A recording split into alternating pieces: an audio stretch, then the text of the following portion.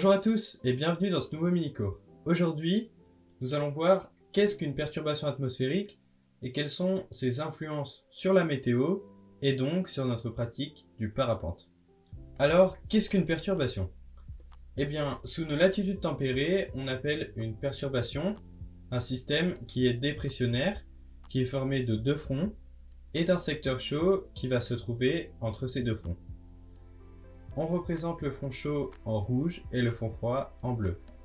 La partie qui se situe devant cette perturbation, on l'appelle la tête de la perturbation. Et la partie qui se trouve à l'arrière, donc derrière le front froid, on appelle cela la traîne. Cette perturbation, elle va tourner dans le sens inverse des aiguilles d'une montre dans l'hémisphère nord. Mais alors, pourquoi ce sens de rotation ? Comme je vous l'ai dit, une perturbation atmosphérique, c'est un système dépressionnaire, donc qui est lié à une dépression. Une dépression, c'est en fait une zone de basse pression. En raison de l'effet de Coriolis, qui est lié à la rotation de la Terre, le vent, il tourne autour de la dépression dans le sens inverse des aiguilles d'une montre dans l'hémisphère nord et dans le sens des aiguilles d'une montre dans l'hémisphère sud. Durant son évolution, la perturbation, elle a un mouvement général d'ouest en est dans l'hémisphère nord. Les deux fronts, ils n'ont pas la même vitesse. Le front froid, il avance plus vite que le front chaud, environ une vitesse de 20 à 70 km/h, contre 10 à 30 pour le front chaud. Lorsque le front froid rattrape le front chaud, on appelle cela un front occlus. Il est représenté en violet sur la carte. Observons maintenant cette image satellite de Météo France. On peut y voir d'importantes formations de nuages qui accompagnent la perturbation. En haut, nous avons le front occlus qui entoure la dépression. À droite, le front chaud avec une masse nuageuse assez étendue. Et en dessous, le front froid avec une masse nuageuse un peu moins étendue. On notera que le front occlus, il peut passer rapidement au-dessus du Royaume-Uni. On peut par exemple le voir passer en l'espace d'une journée. Les conditions météorologiques seront donc très changeantes. A l'inverse, dans le sud de la France, on ne se prend pas le front chaud. On y retrouvera sûrement le beau temps. Maintenant que nous connaissons les caractéristiques globales d'une perturbation, nous allons analyser une coupe verticale de celle-ci pour comprendre le système nageux qui l'accompagne. Le front chaud, il constitue la partie avant de la perturbation. Il avance doucement et sa pente est faible de 1 à 2% maximum. L'air chaud, qui monte en glissant sur la masse d'air froid, va condenser. Au niveau du front chaud, on retrouve essentiellement des nuages stratiformes, comme des cirrostratus, des altostratus et des nimbostratus qui donnent de la pluie.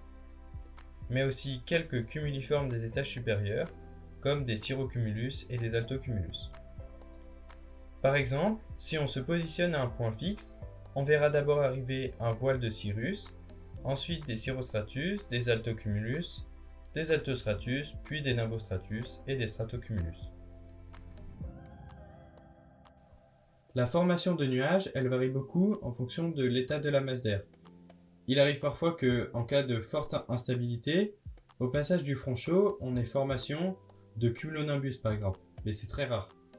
Donc il ne faut pas prendre à la lettre la disposition des nuages, mais plutôt l'adapter en fonction de la situation. Le front froid est lui plus rapide. L'air chaud qui l'abrite va s'engager sous la masse d'air chaude et repousser l'air chaud vers le haut violemment. La pente est d'environ 5%. Cette pente abrupte et sa vitesse d'avance élevée expliquent pourquoi on y retrouve des phénomènes plus violents. On a des nuages cumuliformes, tels que des cumulonimbus, qui donnent souvent lieu à de violents orages. Sous le front chaud, la pression est plus faible que sous le front froid.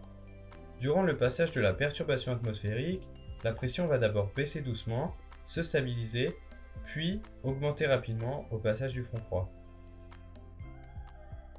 Entre les deux fronts, c'est-à-dire dans le secteur chaud, on a souvent pas mal de nuages, donc une météo plutôt maussade.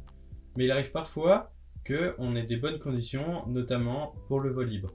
Donc ça dépend en fait de la distance de où on va se trouver dans la perturbation et notamment de la distance entre les fronts, donc à l'endroit où on se trouve. Par exemple, si les fronts ils sont très éloignés par rapport à nous, on peut avoir du très beau temps et donc des conditions propices au vol libre. Le vent va aussi changer de direction tout au long du passage de la perturbation. Si on reprend notre image satellite de tout à l'heure, on voit qu'il varie beaucoup en fonction de notre position par rapport à la perturbation. Mais grosso modo, on dit qu'il est plutôt ouest durant le passage du secteur chaud et que la traîne de la perturbation abrite généralement du nord. Cette traîne, elle voit le vent décroître. Dans le jargon des parapentistes, on appelle cela un ciel de traîne. En fait, l'instabilité elle va être plutôt forte et on va voir la formation notamment de cumulus. Mais parfois, cette instabilité forte alliée avec l'humidité qu'a laissé la perturbation, ça va donner lieu à un temps vraiment instable. Donc il y aura parfois dans les premiers jours après le passage de la perturbation des averses de pluie, voire des averses de grêle. Il faudra attendre un peu l'assèchement de la masse d'air et le faiblissement du vent du nord pour pouvoir profiter pleinement donc, des conditions du ciel de traîne et notamment d'une bonne instabilité.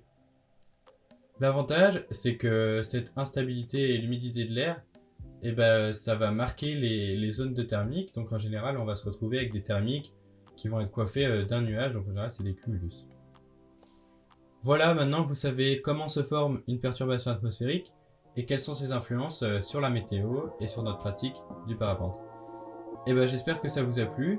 Pour la semaine prochaine, je vous propose soit d'approfondir la notion des nuages, donc notamment avec leur typologie, ou alors une vidéo plutôt sur les priorités. Vous pouvez choisir au même endroit que d'habitude, juste en haut à droite. Je remercie encore une fois énormément K2 Parapente pour leur soutien pour la production de mes vidéos et leurs super conseils.